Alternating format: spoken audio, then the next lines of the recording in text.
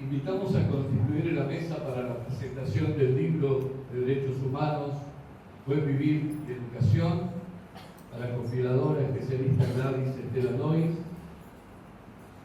la vicerrectora Magíster María Díaz de la Universidad Nacional de Santiago del Estero, a la coordinadora pedagógica de la Universidad Nacional de Educación de Ecuador, doctora Gladys Portilla Falcán, directora editorial Magíster Esther Astubel, y presentarán ahora a la Magíster Rosario Badano, coordinadora de la Comisión Ejecutiva de la Red Interuniversitaria de Derechos Humanos del Consejo Interuniversitario Nacional. Bueno, buenos días a todos, a todas. Es un privilegio para nosotros presentar este libro y un orgullo para la Universidad Nacional. Sin más que decir, porque después voy a abundar en lo que es la presentación del libro, le doy la palabra a nuestra directora de la editorial, a EDUNCE, a la Magíster Esther Maura Arzúbel. Gracias. Bueno, muy buenos días a todos. Gracias por acompañarnos, autoridades de instituciones oficiales, autoridades de nuestra universidad. Me voy a cambiar un poco para no estar de espalda acá. Bienvenidos. Bien, el video que vieron anterior a esta foto, las personas que están leyendo son nuestros autores. Solemos hacer un video que se llama Pie de Papel con cada uno de nuestros libros. Bueno, hablo en nombre del equipo de EDUNCE y solo me referiré a aspectos relacionados con la factura de este libro.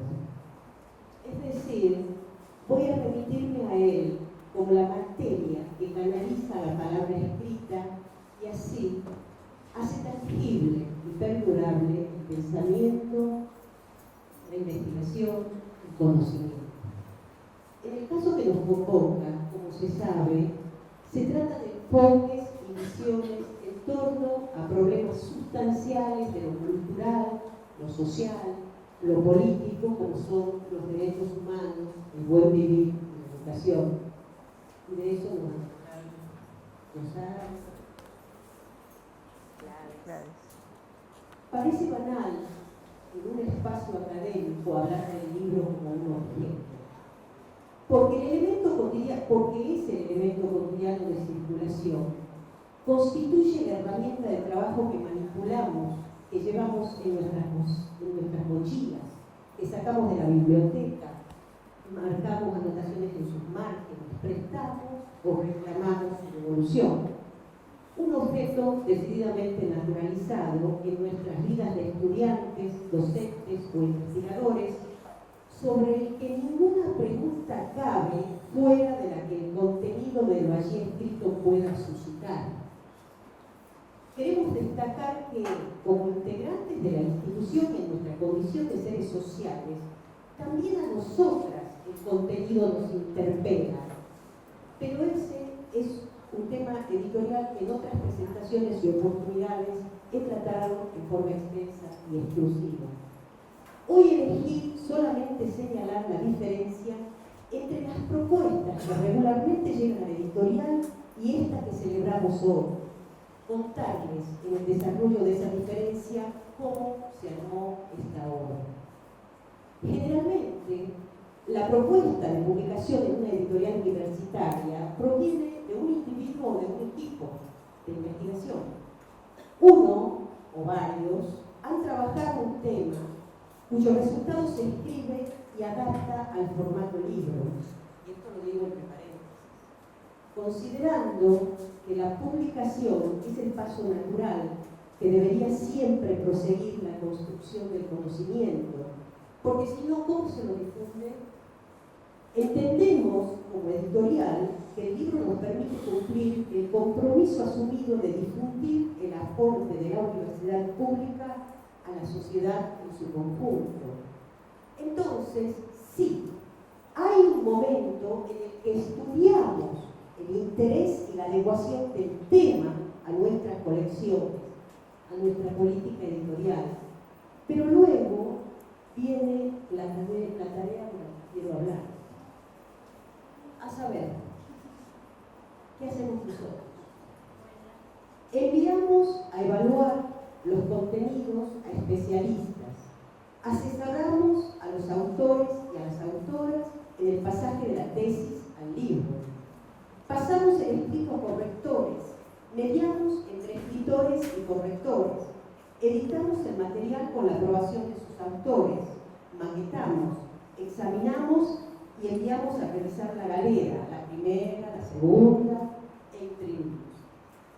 Solo entonces, cuando exponemos la obra al medio, cuando pensamos estrategias para difundirla, cuando organizamos encuentros que propicien la reflexión, el debate y la crítica de los contenidos en cuestión, recién entonces comienza la vida del libro. Esto es, cuando la palabra escrita y leída circula. Antes estuvo la factura, un largo proceso, como hemos visto, que generalmente lleva de 1 año y medio a 2. Hasta aquí, lo que me importa es destacar es que siempre está al inicio un documento de autor único, y si es de varios, el requisito exige que un sentido de principio a fin atraviese el texto que lo otorga una unidad, aquella que necesitamos para iniciar el largo proceso. Bien. Por varias razones, derechos humanos, buen vivir y educación presentó características totalmente diferentes en su factura. No hubo un archivo en el correo de la editorial con una propuesta de publicación. No nos encontramos con el original, como lo llamamos, listo para comenzar la tarea editorial. El libro era una idea surgida de la iniciativa de Sebastián Endara, director editorial de la Universidad Nacional de Educación, Ecuador, y compartida absolutamente por Gladys Lois, directora del área de Derechos Humanos de la Universidad Nacional de Santiago del Estero, Argentina, y coordinadora del proyecto de intercambio entre la UNAE y la UNCE, de que este libro es solo una de las expresiones del proyecto de intercambio que lleva a cabo el área de derechos humanos de nuestra universidad. Hay que subrayar que sin la responsabilidad asumida por Gladys Lois en la puesta en marcha del proyecto, su convocatoria a los autores y las autoras, su primera lectura de los artículos y su trabajo de compilación, esta edición no hubiera sido posible.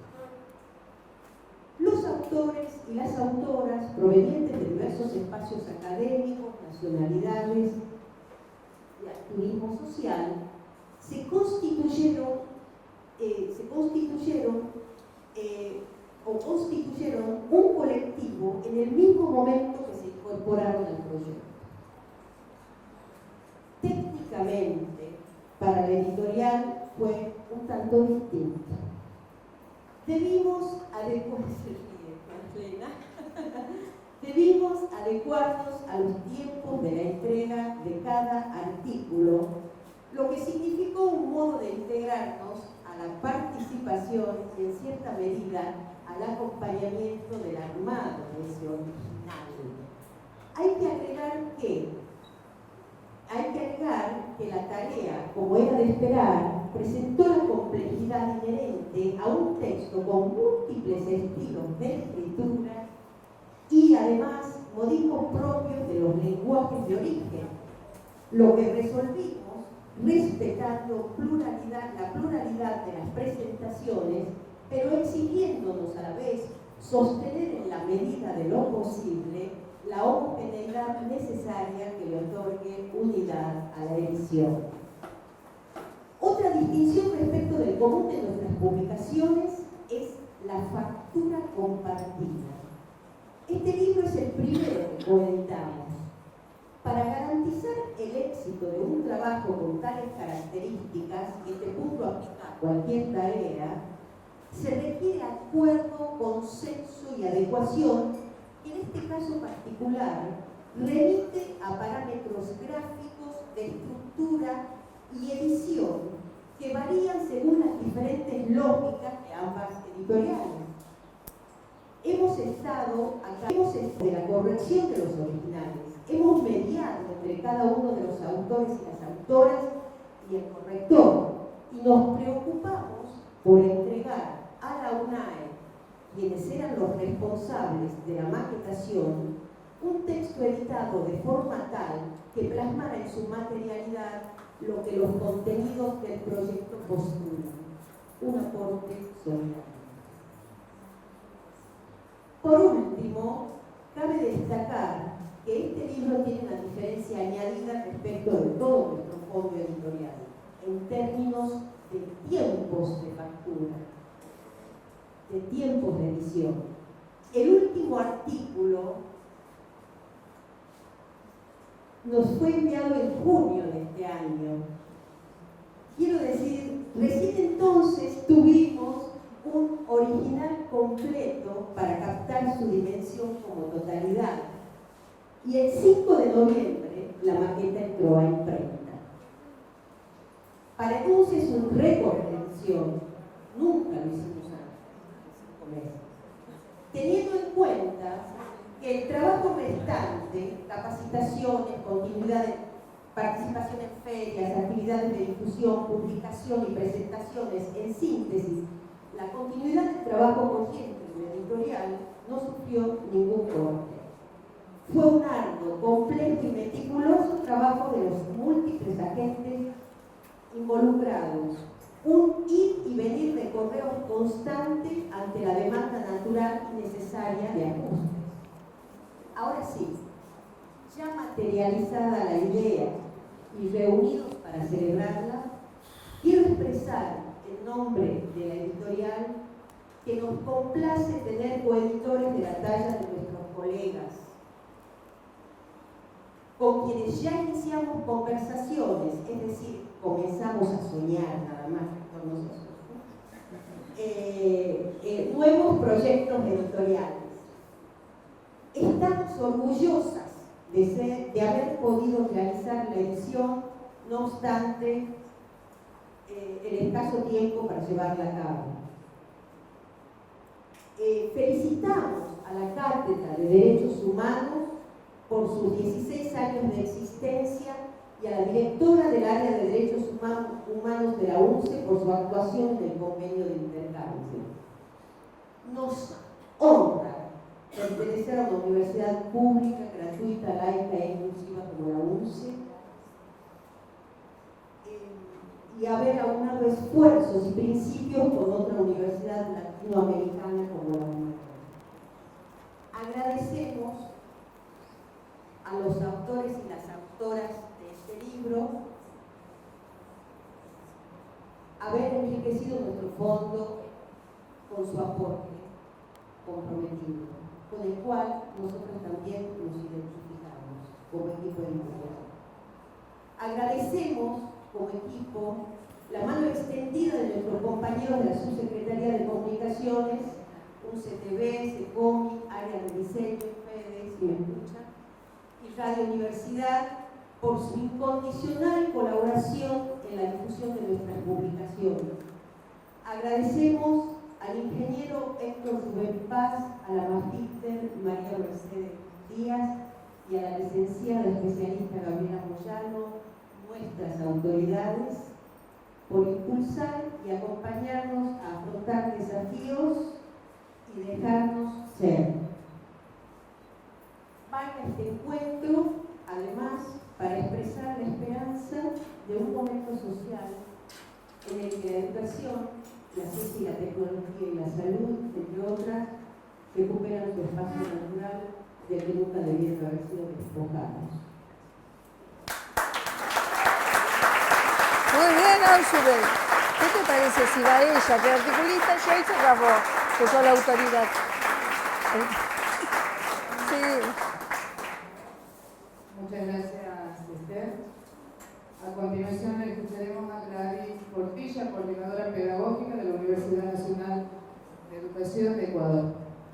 Muchas gracias. Creo que... Muchas gracias. Buenos días a todos y todas. Bueno, creo que me sumo a la gratitud a todos, pero particularmente quisiera destacar que esta obra es resultado de voluntades políticas, de voluntades éticas y de voluntades de gestión. Es decir, esta obra que Esther ha descrito toda su trayectoria de construcción y de puesta en común hoy ha implicado que los rectores de nuestras universidades, que los equipos directivos detrás de la gestión de esta obra hayan tenido la voluntad de hacerlo. Muchas gracias, señor rector, por apoyar este trabajo.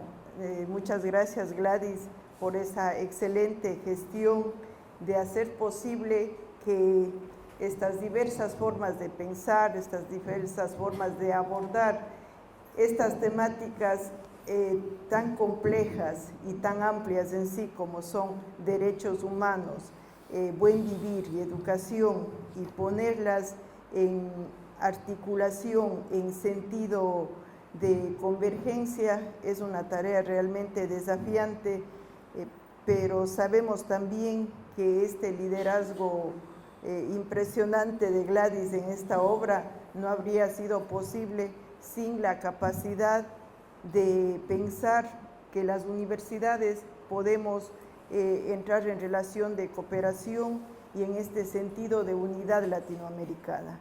Pensar la universidad no solamente desde nuestros contextos locales, ponerlos en un contexto regional y mundial, ese es el desafío que hay detrás de esta obra. Más allá de que los temas sean universales, pero emergen desde una territorialidad, emergen desde los contextos locales desde los cuales se piensa, se escribe. Muchas gracias por esa voluntad de hacer posible este tipo de obras que nos permiten estos encuentros.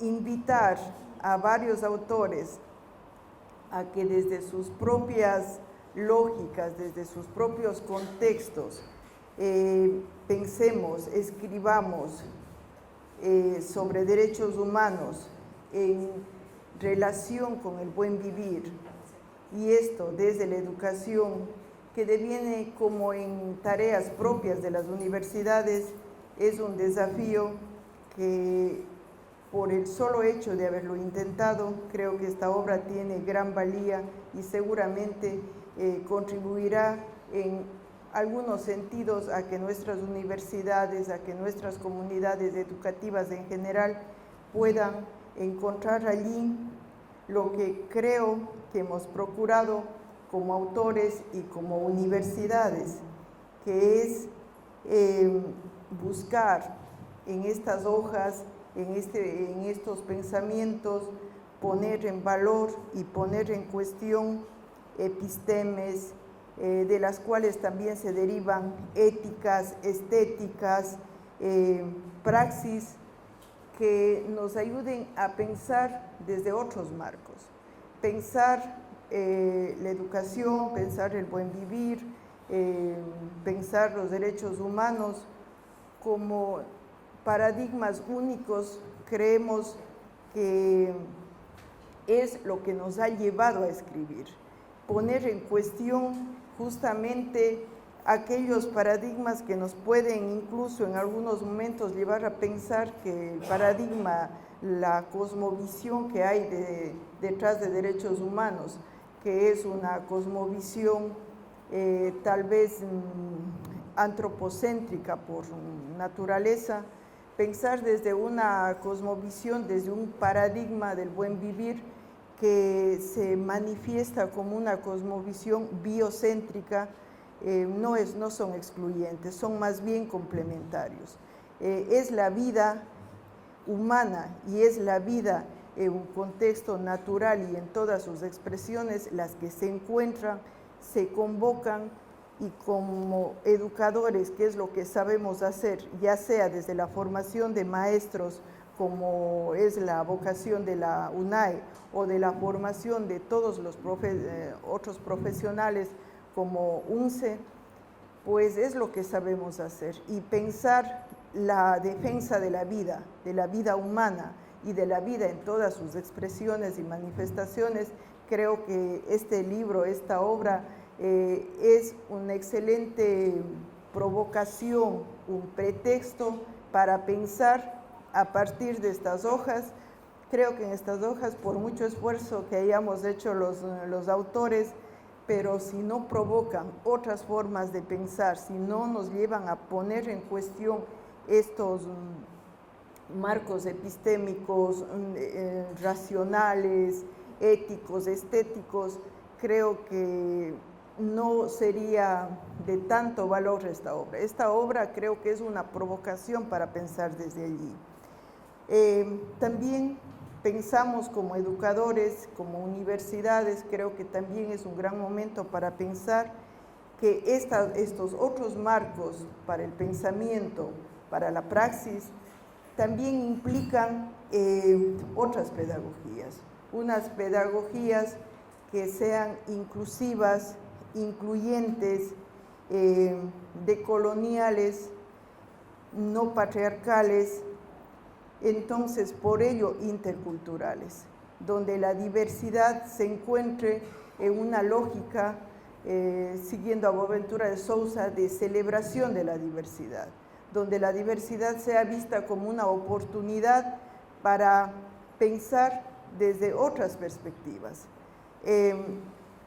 Una pedagogías de los derechos humanos. Creo que la lucha por la defensa, la lucha por la práctica de los derechos humanos pasa necesariamente por educarnos para ello. Y educarnos para la defensa de los derechos humanos, pues entra en sintonía con el paradigma, con este código de valores que es el buen vivir, pues nos educamos para el buen vivir. Necesitamos construir de forma colectiva, ojalá que en obras o en espacios de encuentro como estos, pensar en pedagogías para los derechos humanos, en pedagogías para el buen vivir. Más allá de todo el valor que pueden tener las ciencias, el trasfondo de toda ciencia, de todo quehacer educativo, de toda lucha, de toda militancia, debe ser la vida humana y la vida en todas sus manifestaciones.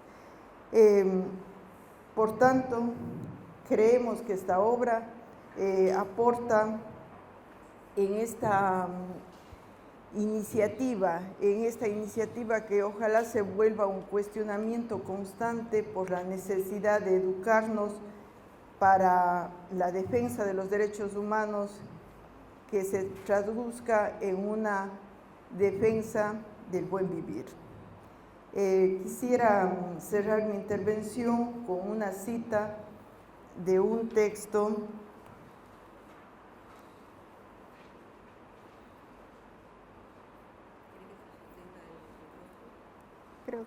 Creo que estoy allí, muchas gracias. El buen vivir admite la vida en sus diversas formas, identidades, manifestaciones y nuevas explosiones. El punto central de contacto de la pluralidad es y será siempre la vida. En efecto, pareciera que la vida solo puede sostenerse en la diversidad absoluta. Freddy Álvarez. Muchas gracias por su atención.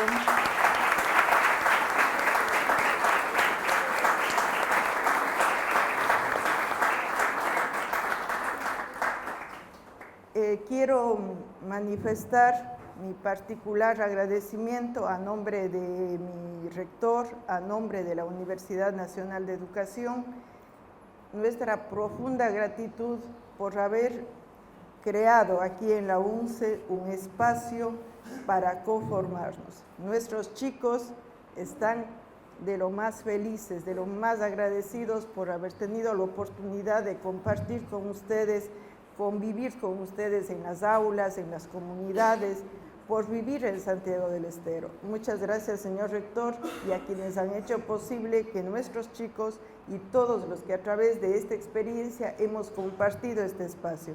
Les pido un aplauso para el señor rector y para todo el equipo de gestión.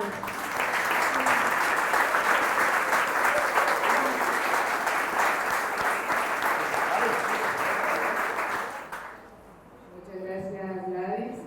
Le damos la palabra a la magíster Rosario Badano, coordinadora de la Comisión Ejecutiva de la Red Interuniversitaria de Derechos Humanos del CIN. Muchas gracias. Bueno, buenos días a todos y a todas. Muy feliz de estar de nuevo y está lindo porque siempre me invitan para festejos, lo cual está buenísimo. Y venir, o sea, la conmemoración tiene algo que habla de nosotros, ¿no? Que habla de cada uno y de cada una de los que conformamos la comunidad universitaria y de tenernos una mañana, todos nosotros, a plantearnos acerca de los derechos, cómo recorrimos y armamos estos 16 años, que digo armamos porque participamos en el sentido no material, pero sí simbólico, el año de creación, hace que sean posibles cosas no pensadas como este libro, ¿no? Este libro parte de una apuesta de gente no común, o de gente común que hace cosas interesantes, ¿no? Entonces, si algo me parece que caracteriza al quehacer de la universidad en este área, es poder transitar caminos no pensados. Esos caminos no pensados no implican no mapas, sino que implican algo de lo que planteaba la coordinadora, una voluntad política con un horizonte de sentido, porque si no la voluntad política nos queda fijados dentro de la misma baldosa o espacio. En cambio, la voluntad política con un horizonte de sentido nos hace pensar que otro mundo es posible, que otros derechos están al alcance de la mano o podemos resignificarlos y plantearnos.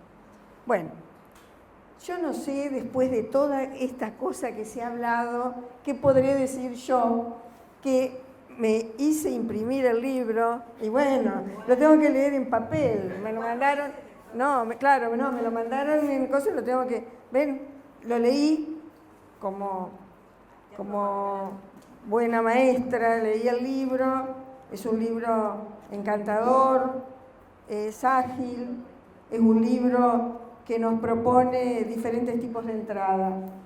Es un libro en el cual me gusta siempre recordar a María Saleme, pedagoga tucumana, cordobesa por adopción, cuando decía, en Gutenberg, después de Gutenberg, la palabra suelta se hace palabra escrita, ¿no?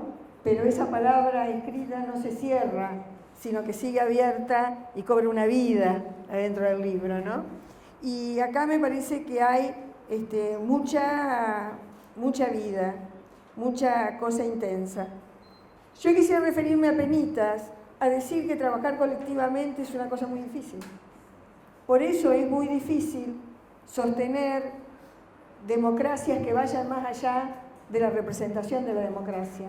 Así sea en un centro de estudiantes, en la universidad, todo lo que pugnamos y nos cuesta para que esa participación tenga un nivel de carnadura en la construcción de sujetos y sujetas políticas, y en la sociedad ni qué hablar, ¿no? Entonces, un trabajo colectivo no es menor.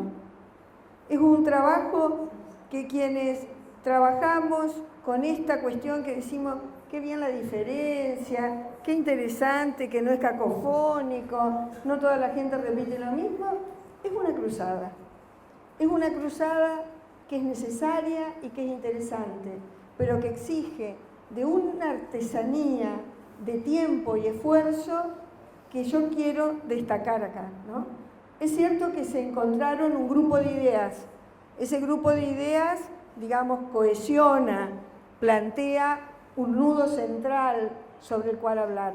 Pero ese trabajo colectivo que han hecho las dos instituciones, creo que es inaugural más allá de las dos instituciones implicadas, ¿no? O sea, es un camino donde mostramos otro tipo de posibilidades donde nadie es dueño del patrimonio, de la materialidad de las ideas que ahí se juegan, como del producto que se destina.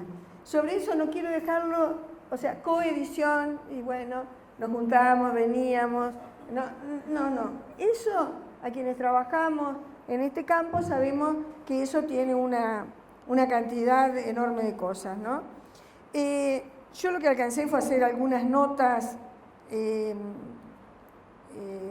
desordenadas, porque no sabía cómo presentarlo, si presentarlo linealmente, si presentarlo por grupos de categorías, si presentarlo por los temas, o sea que lo voy a presentar como me salga. Otra cosa que quiero decir acá es que el libro es un libro rico. Primero, que todos lo tienen que comprar, y segundo, lo tienen que leer, ¿no? O sea, tienen que comprar para la universidad y lo tienen que leer. Es un libro que tiene una utilidad en muchas cosas, para el aula universitaria, para la lectura, para grupos de estudio, para la reflexión y la revisión. No todos los libros, a partir de los 10 artículos que plantean, dan posibilidades de todos esos tipos de entrada, ¿no? La otra cosa es que todos los artículos tienen un estándar de nivel igual. Así uno hable de una experiencia y otro de un nivel de abstracción. No es que uno habla de una cosita menor y el otro es el teórico, sino que cada uno en su particularidad tiene su grandeza, tiene su nudo, tiene su caracú, ¿no? Me parece que hay cosas muy interesantes que los ecuatorianos nos vienen a sacudir y que nosotros también podemos ofrecer a los ecuatorianos, ¿no? Es un intercambio que yo lo noto de un nivel no equivalente, pero sustantivamente necesario, ¿no? Considero que la perspectiva de los artículos, hago esa división que podría no hacerse, pero que me parece interesante, es que ellos nos traen toda una perspectiva del buen vivir y de revisión de los principios y estatutos de la modernidad, que están muy naturalizados de pronto en nuestra academia, que están no solamente espectaculares, sino absolutamente necesarios, pero no es que nos vienen a ampliar una visión. Nos dice, bueno, mira, ustedes miran hasta acá, nosotros venimos a proponer que lo andino y esto miren un poco más el ángulo. No, desde mi perspectiva, los artículos lo que plantean es una cuestión epistémica diferente sobre la cual construir otros objetos, ¿no? O sea, no es que decimos, bueno, ahora al hombre le agregamos la naturaleza o le agregamos las cosas, entonces vamos al buen vivir, sino que esto que acá me parece que se ha dicho, no sé si lo dijo Gladys o alguien, esta cosmovisión que se plantea ubica y nos reubica en una propia relectura y reflexión, ¿no? Interesante, necesaria, enriquecedora y posibilitadora de nuevos modos, no quiero darle espalda, de lazos, porque si de algo se tratan los derechos, es de trabajar contra la desigualdad y la injusticia. Acá se habla de la inclusión, pero hay que hablar de la injusticia. Nosotros hablamos de derechos porque hay un mundo desigual. Y este mundo desigual no es solo en la redistribución de la riqueza, sino que lo es en la cantidad enorme de discriminaciones, estereotipos, posibilidades que hacemos clasificatorias, arbitrarias, para considerarnos mejores que otros, ¿no? Y en ese sentido, desplazamos los lugares que tienen que ver en la universidad con el conocimiento, con los que llegan, cómo llegan, a dónde pensamos y qué proyectamos y soñamos con ellos. Porque de la proyección de la propia espera construimos mundos, no futuros lejanos, construimos, siguiendo a Sousa, presentes con futuro, ¿no? O sea, no es ese. Y de eso se trata trabajar con derechos. Acá no es que nosotros nos volvemos buenos y decimos que hay alguien que no tuvo derechos y vamos a pelearlo. No, acá lo que tenemos que discutir es la desigualdad del mundo, la injusticia de la cual podemos ser partícipes, bueno, acá tengo a todos los expertos, en lo cual los derechos vienen a reparar, pero no por una situación de otorgar, sino por una situación en la cual todos, alguien dice, no sé si sos vos, en el artículo dice, en un mundo en el que quepamos todos, ¿no? En un mundo en el que cada uno, bueno, como dijo el presidente, en este país no sobra nadie, ¿no? O sea, cuando asume, en un lugar donde todos somos necesarios. A mí me gusta agregar, cuando trabajo los derechos, no solo que todos seamos necesarios, sino que todos seamos también imprescindibles, ¿no? No es necesario en una cuestión utilitaria, de destino y de producto, sino que todos somos imprescindibles por los lugares que ocupamos. Entonces eso es el sustrato ético, el sustrato político, que acá se habla en relación a la pedagogía, se habla en relación a la enunciación, se habla en cómo se transita la materialidad de una enunciación. Porque ninguno de nosotros estaría conscientemente, y menos en este lugar, decir que no queremos que el mundo sea mejor, ¿no? O sea, nadie, cuando la propia declaración del 48, que viene de mirar lo que no se podía mirar, viene de plantear lo inenarrable, como dice Primo Levi, como se plantea acá en uno de los artículos, viene para decir, nos merecemos vivir de una manera distinta después de esta guerra, después de que el hombre, lobo del hombre. Nadie lo diría. Ahora, ¿cómo tramitamos? ¿Cómo materializamos? ¿Cómo dejamos, que es una cosa que se trabaja, que uno podría mirar los artículos también en esa clave, es cómo se construye una alteridad? Cada uno de los artículos construye un otro y da cuenta de esa construcción del otro. En cuanto al otro lo transformamos en sospecha, en cuanto al otro lo transformamos culpable. Y esto tenemos nosotros en la historia de la humanidad y de nuestro país. Tenemos ejemplos concretos, ¿no? Cuando el otro se vuelve el daño de lo que a mí me perjudica, de lo que no me permite hacer. Eso rompe el lazo de la solidaridad, que es la base constitutiva sobre una democracia, ¿no? Bueno, acá hay muchos otros que está muy lindo y muy bueno planteado, lo desnuda, por eso digo que es interesante para trabajar con los estudiantes, para trabajar nosotros. ¿Cuántos otros construimos, y disculpen la palabra poco académica que me sale imbécilmente, ¿no? En la vida, por los colores, por la situación, por el lugar donde se vive, por el lugar donde proviene, ¿no? Provenga de donde provenga, ¿no? O sea, cómo vamos alimentando una situación de división. Otra de las claves que me parece que recorre el artículo, yo decía esto del buen vivir que nos aporta. Hay un artículo de un colega, es un activista, dicen acá, Fernando Vega, ¿no? Que es una escritura encarnada, que está bien interesante, porque él va planteando cómo algo de esto que vos tomabas, Gladys, hoy, cómo lo individual es colectivo y cómo el entramado de la construcción, en este caso de una clave de movimientos religiosos, de movimientos que fueron pautando determinadas cosas, fueron construyendo este campo de saberes, ¿no?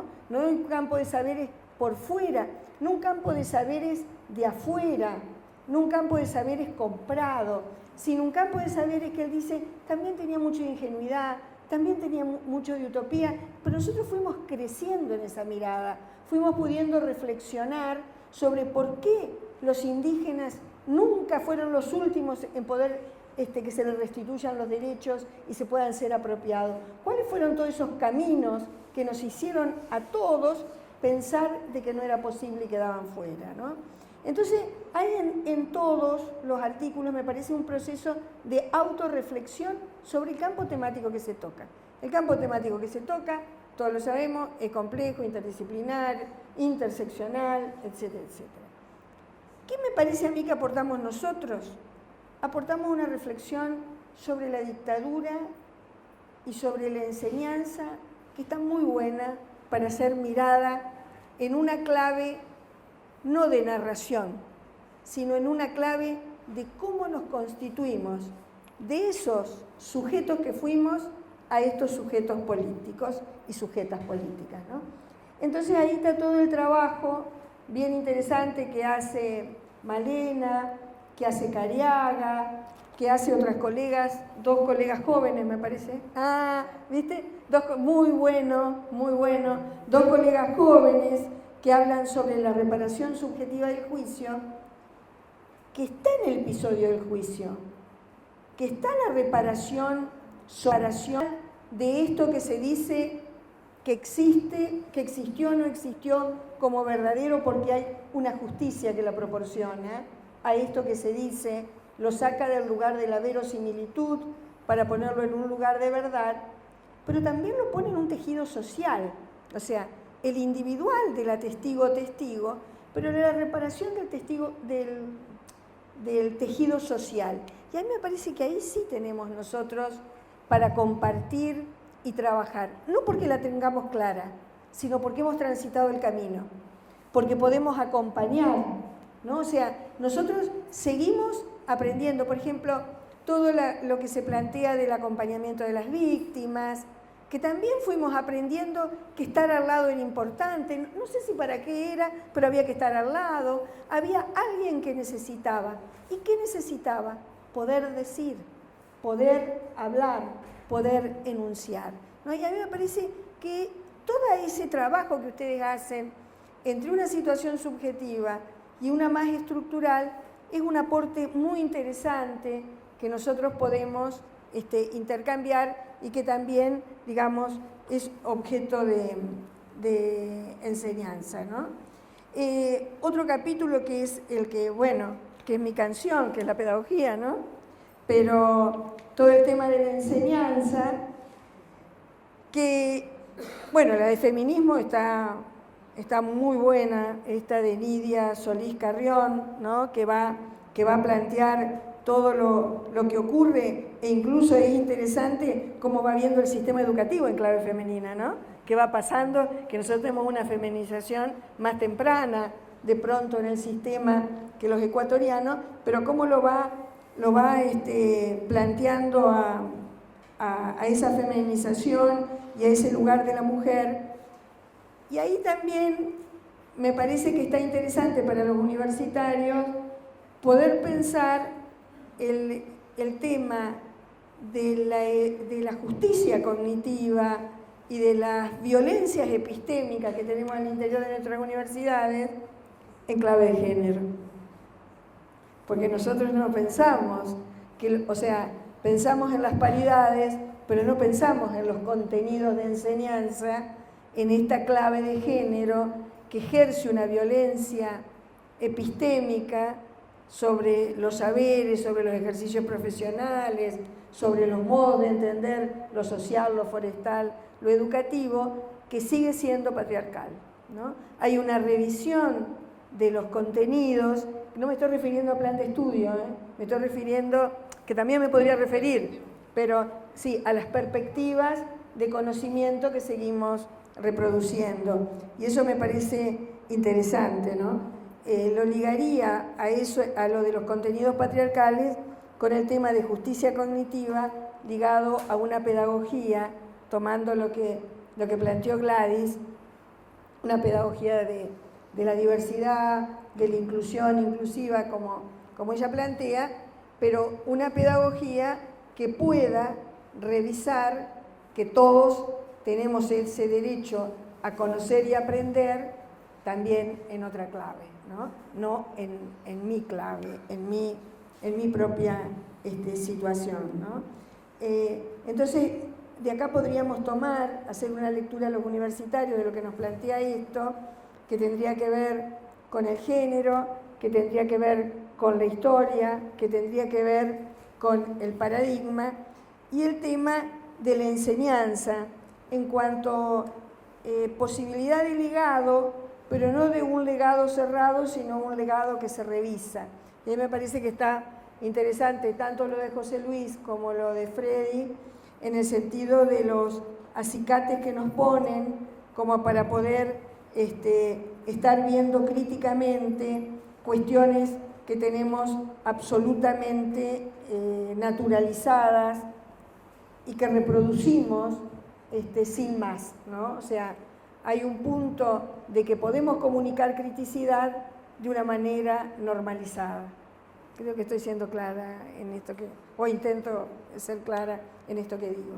Bueno, no quiero ser injusta con nadie de los comentarios, pero bueno, podría decir que el libro presenta un interesante recorrido, que me parece que cada tema trabaja una parcela de lo que tenemos que revisar para transformarnos en sujetas y sujetos de derechos, y que esta apuesta no pasa desapercibida ni va a pasar desapercibida en la producción.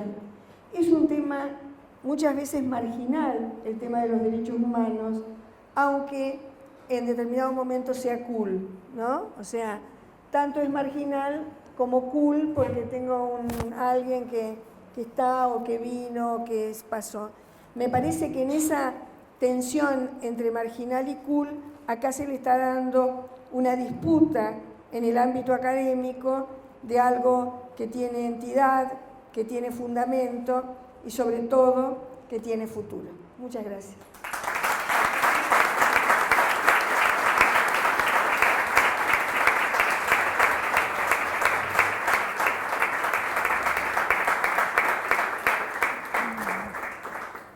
Muchas gracias, Rosario.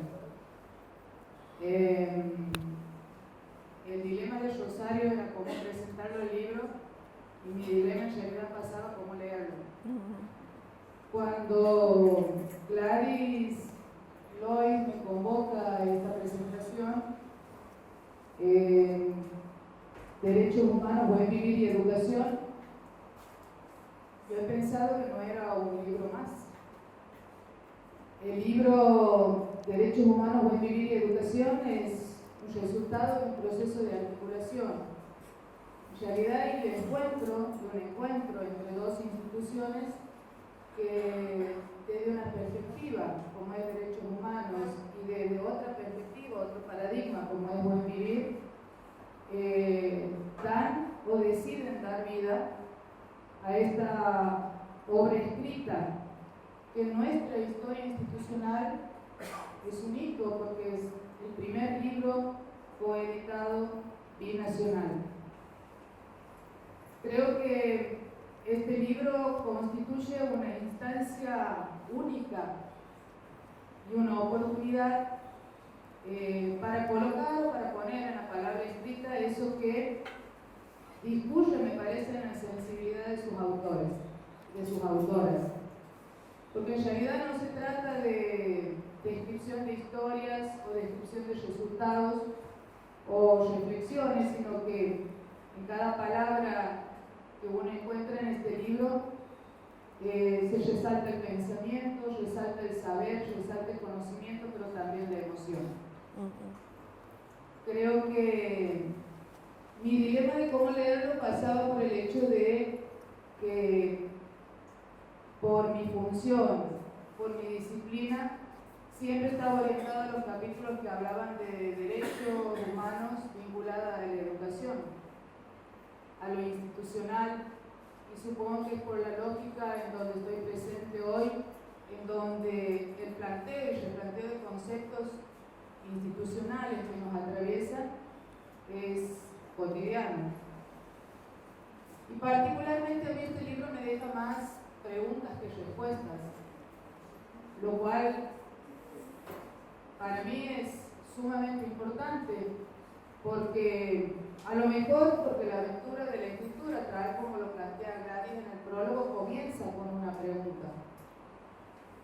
Esa pregunta dice: ¿en los límites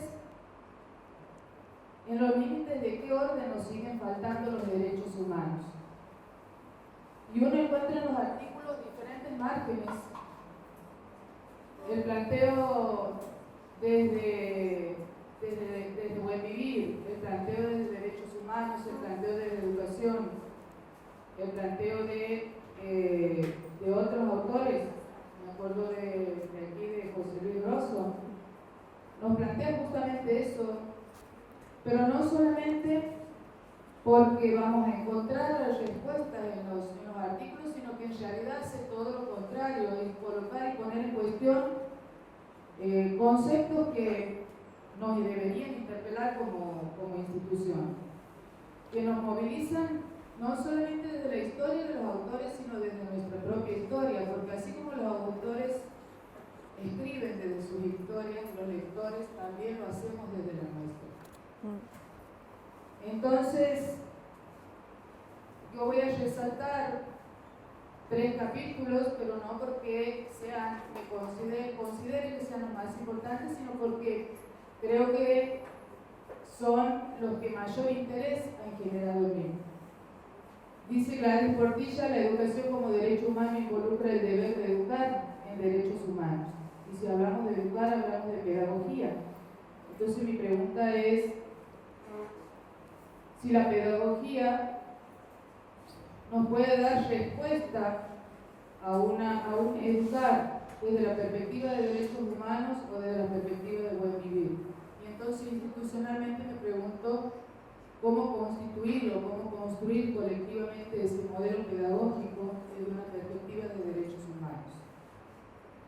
A esto Fernando Vega, aquí citado por Rosario, apunta una pregunta muy interesante cuando dice ¿qué tipo de instituciones se necesitan para moldear estos escenarios pedagógicos? Pero además plantea el discurso de inclusión, porque, a ver, la palabra inclusión está muy presente en todos nuestros discursos y en nuestras retóricas. Cotidianamente hablamos de instituciones inclusivas, de educación inclusiva. Y Fernando Vega dice, el discurso de inclusión contiene a la exclusión como posibilidad más cierta. Y entonces comenzamos a pensar en esa definición. Si pensamos en inclusión, y ayer escuchando a Gladys Portilla, que hablaba del modelo pedagógico de la Universidad Nacional de Ecuador, ella planteaba que inclusión implica diversidad y equidad. Diversidad porque debería contener a todos y a todas los que quieran acceder a la educación superior. Nuestro sistema garantiza por ley esa accesibilidad. Nuestro sistema garantiza por ley la gratuidad. Nuestro sistema garantiza el derecho a la educación como un derecho humano. Pero las instituciones universitarias debieran ser garantes de que no solamente podamos acceder, sino también podamos ingresar. Entonces yo me pregunto si, y creo que el planteo debería ser, ¿cómo las instituciones universitarias construyen esas condiciones de igualdad que a mí que permita al estudiante el tránsito y su trayectoria académica? Porque en el mismo artículo Gladys habla también de ingreso, permanencia y egreso. Pareciera ser que la garantía, la inclusividad, es la garantía de acceso, pero nos olvidamos de instituciones que generen igualdad, condiciones de igualdad y que le permitan al estudiante el egreso. Y no hablo únicamente de servicios hacia el estudiante, sino de todas las trayectorias. Como lo decía aquí Rosario hace un rato apuntando y hablando de pedagogía.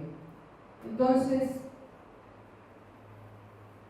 como decía al principio, este libro a mí me ha generado demasiadas preguntas para mi gusto, porque podría haber pasado como un libro más y sin embargo creo que todo esto tiene que ser puesto en cuestión. Hay otro artículo que habla de cómo el docente, qué calidad de formación tendría que tener. Y cuando entramos en el tema de calidad, el buen vivir plantea un modelo pedagógico de calidad y de calidez. Otra cuestión, ¿no? Porque si nosotros hablamos de accesibilidad, normalmente hablamos de masividad. Y las instituciones tendríamos que tener, las instituciones de educación superior, tendríamos que desafiarnos a superar ese concepto antagónico planteado muchas veces de calidad y masividad. Creo que las condiciones de igualdad tienen que estar dadas para que la masividad tenga resultados de calidad en la educación superior. Me parece que por ahí pasa el planteo, porque si no estamos hablando siempre desde lo restrictivo y los estudiantes transitan dentro de nuestras instituciones muchas veces en condiciones de desigualdad. Y entonces esto que hablamos de inclusión, que hablamos de la educación como derecho, deviene en abstracto. El libro, decía, es una instancia no solamente de preguntas, sino también de reflexión. Pero también nos sirve para transformarnos, como decía Gladys. Y con esto quiero terminar, porque quiero tomar de manera expresa lo que Gladys ha planteado en su prólogo, donde nos dice que si esta obra nos sirve para transformar o para transformarnos, sirve solo para justificarnos. Muchas gracias a las autoridades que nos acompañan, a las autoridades del Superior Tribunal de Justicia, rector, que usted propicia todo en la gestión, decanos, vicedecanos, secretarios, Gladys, por darme la oportunidad de estar en esta instancia, a los autores y autoras de este libro, Gladys, por habernos recibido en Ecuador y nosotros poder devolver toda la atención a los alumnos, Esther por todo el trabajo en la editorial, Rosario por estar siempre presente en nuestras convocatorias y en los actos de derechos humanos. Así que gracias a todos, y para nosotros como universidad es no solamente una celebración, sino un orgullo esta coedición binacional.